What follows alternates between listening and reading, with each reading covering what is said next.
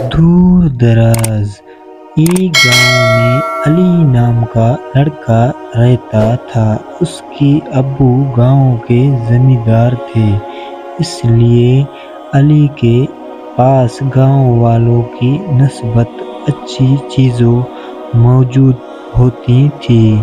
علی کے ابو نے اس کے سالگرہ پر سائیکل لے کر دے دی تھی، جو ہرے رنگ کی اور بہت ہی خوبصورت سائیکل تھی۔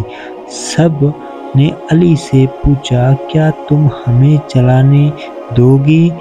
اس نے صاف انکار کر دیا۔ پیچھے کھڑے زمیندار کے ملازم نے جب یہ بات سنی تو اسے بہت ہی غصہ آیا۔ اس نے جا کر ساری باتیں زمیندار صاحب کو بتا دی۔ زمیندار صاحب بہت ہی اچھے انسان تھے۔ انہوں نے علی سے سائیکل لی اور تالا لگا کر چابی اپنے پاس رکھ لی۔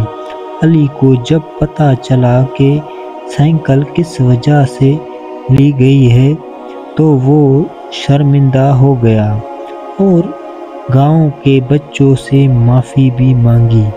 بچوں کی سفارش پر علی کو سائیکل دے دی گئی۔